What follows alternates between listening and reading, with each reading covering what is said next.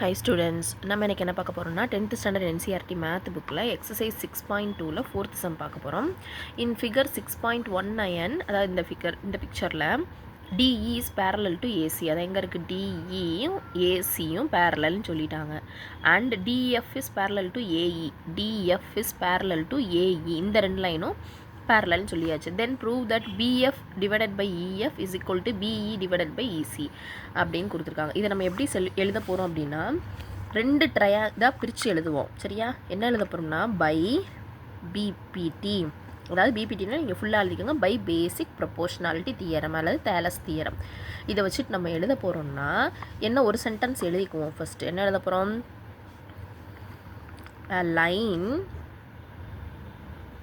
parallel to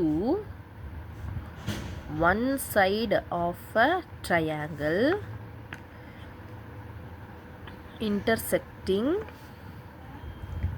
the other two sides divides those sides proportionally. சரியா? இதை எழுதிக்கிறோம். இதை எழுதிட்டு இப்போ ரெண்டு ட்ரையாங்கிளாக ஸ்ப்ளிட் பண்ணுவோம். இன் ட்ரையாங்கிள் ஏபிசி, எங்கே இருக்குது ட்ரையாங்கிள் ஏபிசி? இந்த இருக்குது ஏபிசி. அதில் என்ன எழுதியிருக்கு? இன் ட்ரையாங்கிள் ஏபிசியில் DE is parallel to AC in triangle ABC. இப்போ பாருங்களேன், ட்ரையாங்கிள் ஏபிசியில் எது ரெண்டும் பேரலல்? ட்ரையாங்கிள் டிஇயும் இந்த லைன் டிஇயும் இந்த ஏசியும் பேரலல். கரெக்டாக? இதை வச்சுட்டு நம்ம என்ன எழுதுவோம்? பை பிபிடி, அதாவது பேசிக் ப்ரொபோர்ஷனாலிட்டி தியரத்தை வச்சுட்டு என்ன எழுதிடலாம்? இப்போ இந்த ரெண்டு லைன் தானே பேரலல் வந்திருக்கும். அப்போ இதை என்ன எழுதலாம்? பிடி டிவைடட் பை டிஏ. அந்த ரெண்டு லைனும் எந்த டூ சைட்ஸில் ஜாயின் ஆகுதோ அதை வச்சுட்டு எழுதுவோம் நம்ம. அப்போ எப்படி எழுதுவோம்? பிடி டிவைடட் பை டிஏ, இந்த பக்கம் பிஇ டிவைடட் பை இசி அப்படின்னு எழுதுவோம். அப்போ என்ன எழுதுவோம்? பிடி டிவைடட் பை டிஏ, இந்த சைடு பார்த்தா பிஇ டிவைடட் பை இசி. கரெக்டாக? இது ஈக்குவேஷன் 1ன்னு வச்சுக்கலாம். சரியா? இப்போ இதே மாதிரி என்ன எழுத போகிறோம்? இன்னொரு ட்ரையாங்கிள் எடுத்து எழுத போகிறோம். இன் ட்ரையாங்கிள் ஏபிஇ. இப்போ பாருங்கள், இன் ட்ரையாங்கிள் ஏபிஇ எங்கே இருக்குது? ஏபிஇ இந்த உள்ளே இருக்க ஸ்மால் ட்ரையாங்கிள்.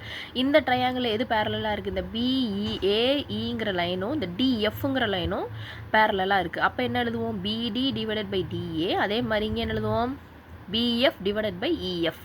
சரி, எஃப்இ அப்படி எழுதுவோமா? சரி, என்ன எழுதலாம்?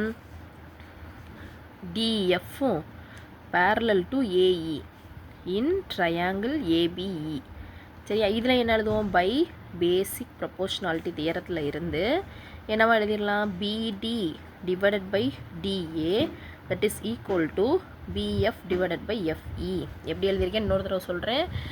பிடி டிவைடட் பை டிஏவும் பிஎஃப் டிவைடட் பை எஃப்இன்னு எழுதியிருக்கேன். இது செகண்ட் ஈக்குவேஷன் எழுதிக்கலாம். கம்பேரிங் 1 and 2 ஈக்குவேஷன் இது ரெண்டையும் கம்பேர் பண்ணுவோமா? கம்பேர் பண்ணால் ரெண்டு சைடு இங்கே ஈக்குவலாக இருக்குது, தெரியுதா? பிடி டிவைடட் பை டிஏ, இங்கேயும் பிடி டிவைடட் பை டிஏ. அப்போ இந்த ரெண்டு சைடு ஈக்குவலாக இருந்தால் என்ன டேரெக்டாக இது ரெண்டையும் ஈக்குவல் போட்டுறோம். என்ன எழுதிடலாம்? பிஇ டிவைடட் பை இசி, இந்த இடத்துல இந்த சைடு ஈக்குவல் டு இந்த சைடு இருக்கிறது எழுதுவோம். PF divided by FE. இப்போது நீங்கள் எல்லோரும் ஷாக் ஆகிற மாதிரி ஒரு விஷயம் சொல்லட்டுமா? நம்ம ப்ரூவ் பண்ணிட்டோம். இங்கே பாருங்கள், இங்கே இருக்கதை ப்ரூவ் தட்டுன்னு கொடுத்துருக்காங்களே, அதை அப்படியே ப்ரூவ் பண்ணிட்டோம் நம்ம. இது என்ன இருக்குது? ஒன்றுமே கிடையாது. சரியா? ஹென்ஸ் ப்ரூவ்டு அப்படின்னு எழுதிடலாம். என்ன பண்ணியிருக்கோம்? ஒன்றும் இல்லை, ரெண்டு ட்ரையாங்கிளாக ஸ்ப்ளிட் பண்ணி ஃபஸ்ட்டு பெரிய ட்ரையாங்கிள் ஏபிசியை வச்சுக்கிட்டு டிஇயை பேரல் லைனாக வச்சு செஞ்சோம். அடுத்து அதே மாதிரி உள்ளே இருக்க சின்ன ட்ரையாங்கிள் ஏபிஇ, இந்த ட்ரையாங்கிளுக்கு இந்த லைனுக்கு நேராக எப்படி வருது? டிஎஃப் வருது. அப்போ இதை வச்சுக்கிட்டு செஞ்சோம். ரெண்டே ஈக்குவல் பண்ணோன்னே ஆன்சர் கிடச்சிச்சு. அவ்வளோதான்.